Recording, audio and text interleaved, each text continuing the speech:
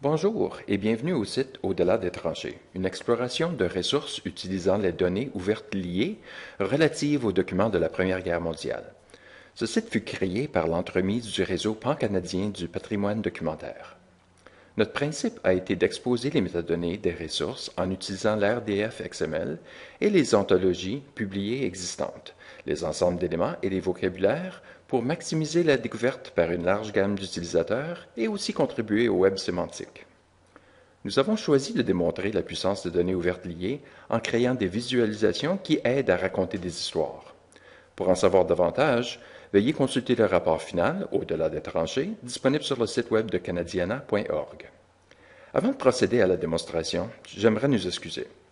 L'interface est présentement disponible en anglais seulement, puisque notre projet a été une démonstration de faisabilité. Nous vous assurons que si ce projet continue, les interfaces de production seront disponibles en anglais et en français.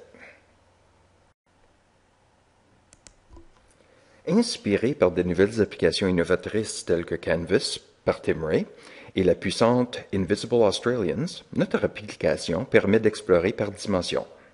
Ces dimensions comprennent les chansons de guerre, la musique numérisée provient de la collection de Bibliothèque et Archives nationales du Québec, et les partitions musicales proviennent de Bach.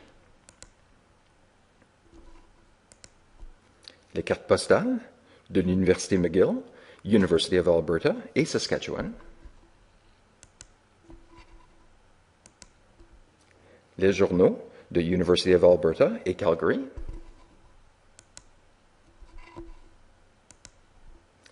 Des photos de University of Saskatchewan et Bach. Des panoramas et des films de Bibliothèque et Archives Canada. La dimension du corps expéditionnaire canadien nous permet d'explorer les ressources associées aux membres qui ont servi durant la Première Guerre mondiale. Dans cette dimension, on peut consulter les documents reliés à des Canadiens renommés, comme Billy Bishop, John Diefenbaker, Lester B. Pearson et Georges Vanier. Une histoire émouvante est celle de Mike Foxhead, un soldat autochtone de l'Alberta.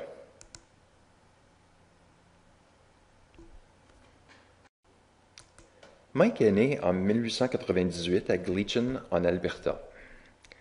D'après un article daté de février 1917 du journal The Gleachen Call, provenant de l'Université de Calgary, le capitaine Norman S. Rankin visita une fête sur la réserve Blackfoot à Gleachen et encouragea les hommes de s'enrôler.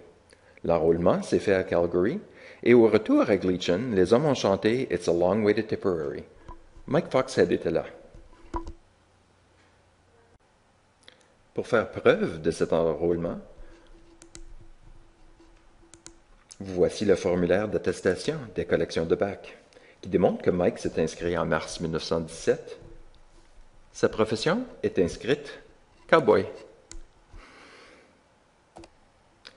Un autre article de journal, daté du 16 août 1917, contient une lettre écrite par Mike Foxhead durant son entraînement en Angleterre en juillet 1917. Il parle de ses copains qui ont été libérés avant même avoir été à l'étranger et dit « Moi aussi j'aurais pu sortir avec les autres gars, mais je voulais faire ma part comme les autres Canadiens. Il faut que quelqu'un se batte pour l'Empire. » Comment est allé le Stampede? Nos Indiens ont-ils participé? Va falloir que je termine maintenant. Mes meilleurs vœux à tout le monde. J'espère être de retour un jour. Salut, sincèrement, Mike Foxhead.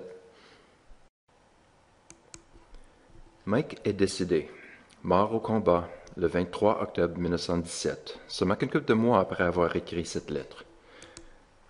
D'après le document des registres de circonstances de décès trouvé à Bach, Mike est mort aux environs de Passchendaele. Relié aux journaux de guerre du 50e bataillon canadien, le bataillon de Mike Foxhead, on peut lire sur la page du 23 octobre 1917 qu'une patrouille subit une attaque avant d'être repoussée par un bombardement. Après 30 minutes, la patrouille retourne, manquant un homme. Cet homme doit être Mike Foxhead. Et voici, de la University of Saskatchewan, une photo de Mike et ses amis, sans doute prise peu de temps après son enrôlement.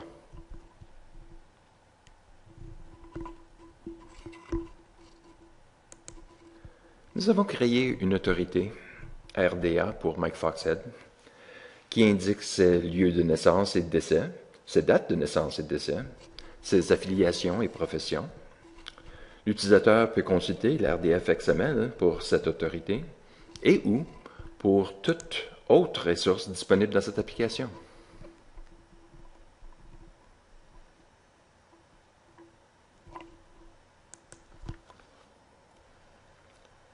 Nous avons fait les liens aux endroits en utilisant GeoNames. L'URI nous amène à Google Maps et nous présente Gleachen, Alberta, qui se trouve près de Calgary.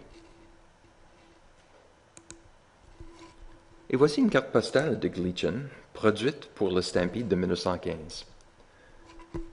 Mike Foxhead est-tu parmi eux? Il était cowboy. Nous savons que Mike est décédé à Passchendaele. Voici encore un lien créé par GeoNames. Une autre dimension produite est celle des événements. Une ligne de temps, créée par une archiviste de BAC qui se spécialise dans la Première Guerre mondiale, comprend 40 événements axés sur une perspective canadienne. Les événements, manifestés par les données ouvertes liées, utilisent l'ontologie d'événements, offrant les dates de début et fin ainsi que l'endroit. Dans certains cas, des lieux externes y sont compris. Par exemple, la bataille de Saint-Julien, où le gaz a été utilisé pour la première fois contre les troupes canadiennes. Ce projet expérimental démontre que les données ouvertes liées sont un outil puissant pour la connexion des ressources et des histoires préalablement déconnectées. Merci.